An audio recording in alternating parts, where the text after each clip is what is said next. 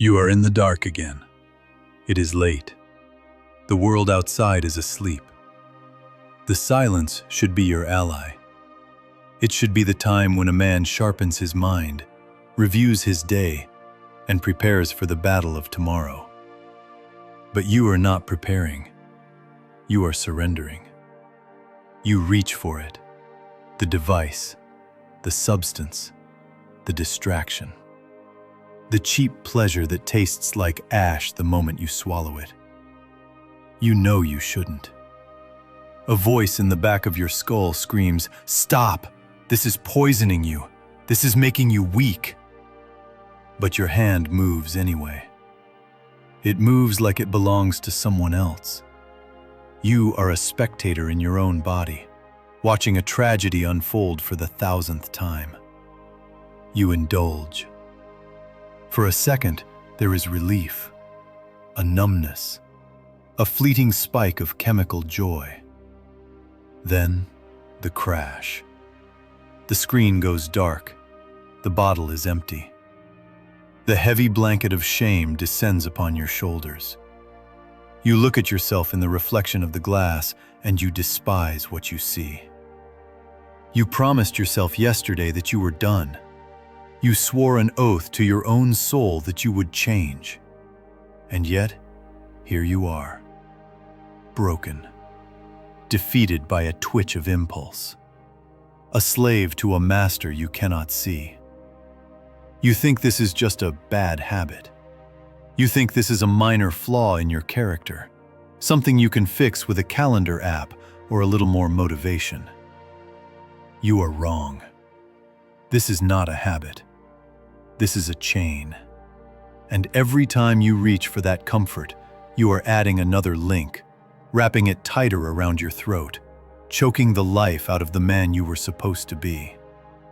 You are not free. A man who cannot command his own actions is not a man. He is livestock. He is driven by appetite, steered by the whip of craving. You want to break free? You want to sever the chain? Stop looking for tips. Stop looking for hacks. You need a blade. You need the cold, razor-sharp steel of the samurai mind. The modern world lies to you. It tells you that you are a victim of design. It tells you that the algorithms are too strong, that the chemicals are too potent, that you are wired for addiction. They offer you therapy to cope, pills to balance, and soft words to make you feel better about your slavery. The samurai did not deal in coping. The samurai dealt in death. To the warrior, an enemy was not just a man with a spear across the field. The most dangerous enemy was the one that lived inside the fortress of the ribs. The enemy of laziness, the enemy of fear, the enemy of gluttony. Miyamoto Musashi, the greatest duelist who ever lived, spent his final years in a cave writing the Book of 5 Rings. He did not seek comfort. He did not seek distraction. He sought the truth of the void. In his Dokodo, the path of aloneness, he wrote a law that cuts through your modern excuses like a katana through silk. Do not seek pleasure for its own sake. Why? Because Musashi knew that pleasure without purpose is a trap. It softens the hands, it dulls the eyes, it makes the spirit heavy and slow. When a warrior seeks comfort, he lowers his guard. And when his guard is lowered, he dies. Your bad habit is not a mistake. It is a breach in your armor. It is a gaping wound where your discipline has rotted away. You are trying to fight this enemy with willpower. You grit your teeth and say, "I will not do it today." But willpower is a muscle. It tires. It fatigues. When you are tired, hungry, or stressed, your willpower fails, and the enemy walks right through the front gate. The samurai does not rely on willpower. He relies on identity. He relies on a structure of mind that is so solid, so immovable, that the temptation breaks against it like water crashing against a cliff. You must stop trying to quit a habit. You must start trying to kill the version of you that needs it. We will use the blade. We will apply the 4 cuts of the samurai to sever this parasite from your soul. The first cut is Metsuke, the way of seeing. In kendo, in sword fighting, Metsuke is where you fix your eyes. If you look at the enemy's sword, you will be distracted by its movement, and he will strike you. If you look at his feet, you will not see the blade coming down. You must look at the whole. You must look at the mountain. How does this apply to your poison? Right now, you have tunnel vision. You see the cigarette and you want it. You see the junk food and you crave it. You see the app and you click it. You are fixated on the object of desire. Your world shrinks down to that one tiny point of pleasure. Metsuke demands you pull back, widen the gaze.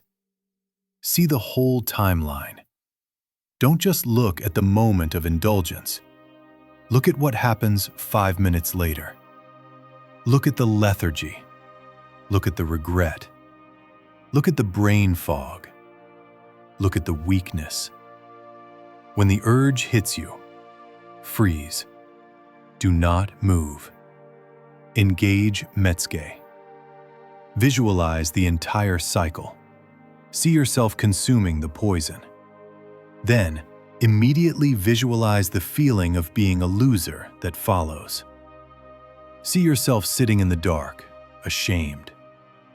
See your potential draining away into the gutter. See the habit not as a treat, but as an assassin. If a man walked into your house with a knife, would you offer him a seat? Would you welcome him? No, you would strike him down. Your habit is that man. It carries a knife. It is here to kill your ambition. It is here to slit the throat of your future. Change your eyes.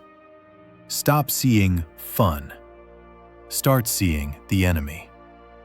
When you see the poison for what it truly is, a weapon aimed at your heart, the desire begins to wither. You do not crave that which kills you, unless you are already dead. The second cut is Mushin, no mind. This is the state of the warrior in combat. He does not think, I should swing my sword now.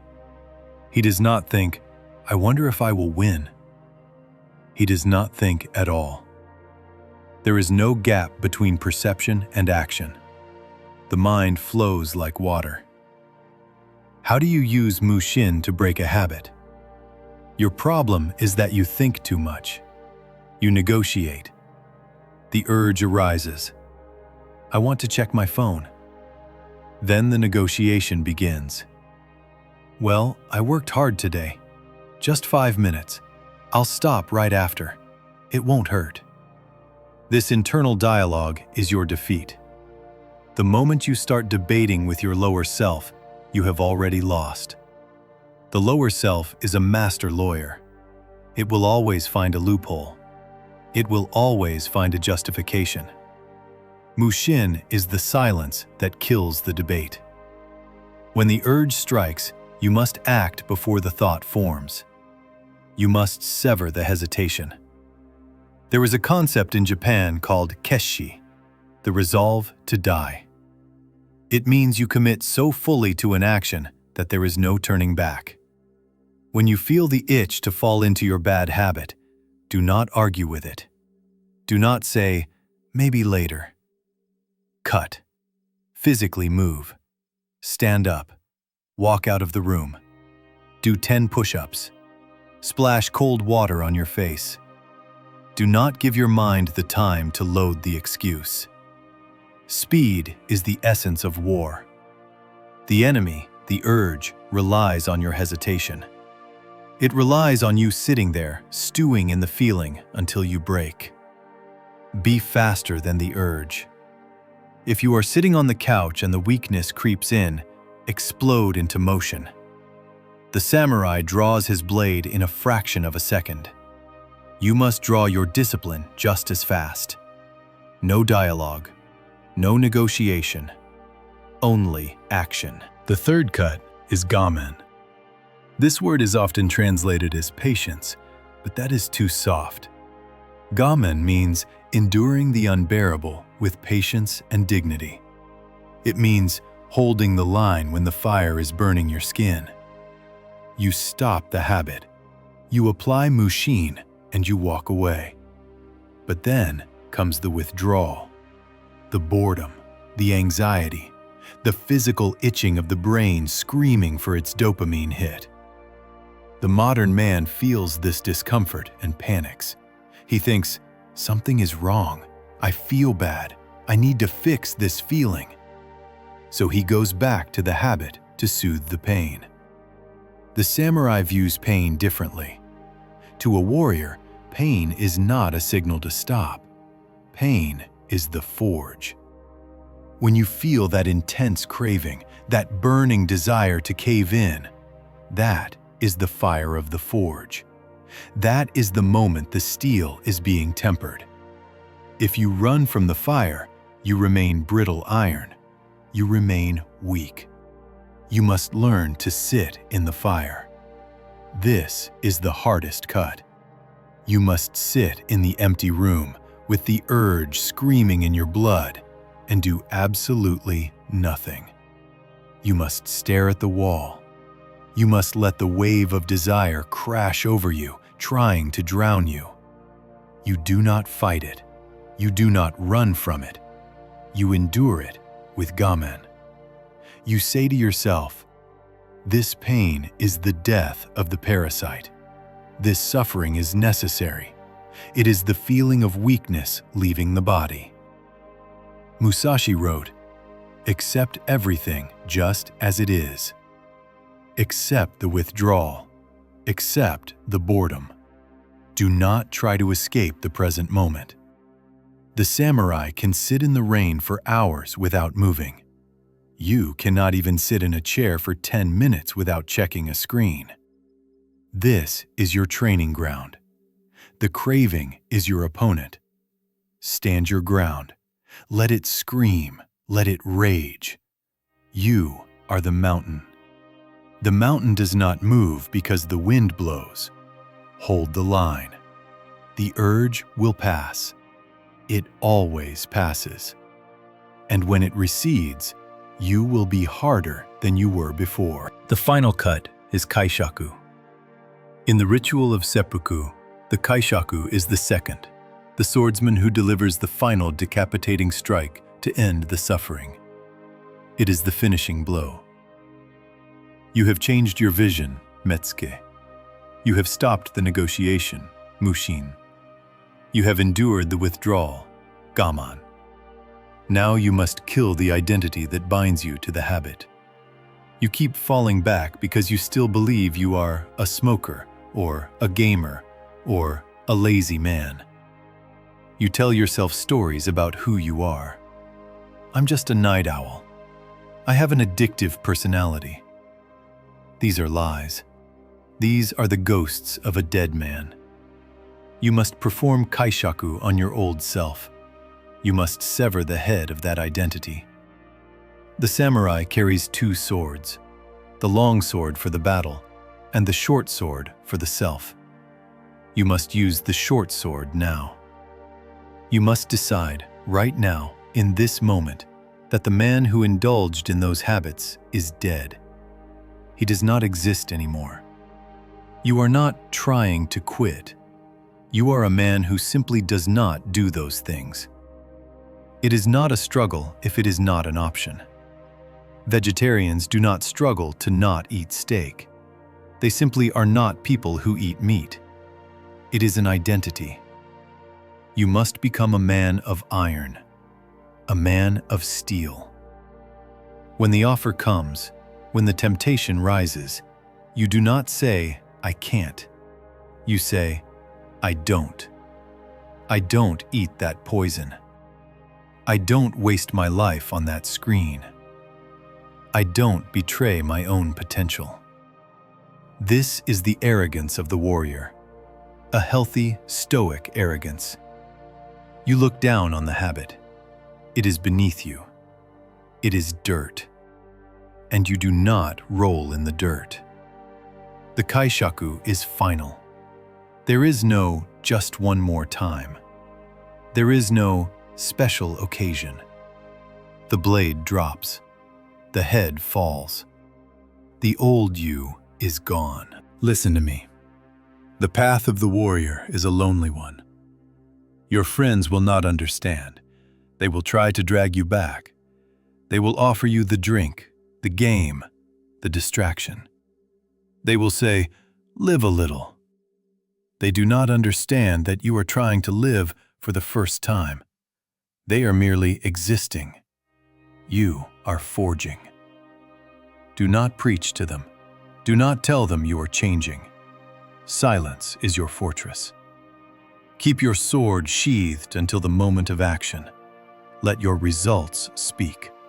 Let the clarity in your eyes speak. Let the strength of your posture speak. You have the tools now. Metsuke, see the enemy. Mushin, cut the thought. Gaman, endure the fire. Kaishaku, kill the old self. The sword is in your hand. The vines of your bad habits are thick and heavy, wrapped around your legs, pulling you into the earth. But the blade is sharp. The question is not whether you can cut them. The question is, are you brave enough to swing? Draw the blade. Cut the tie. Step into the void.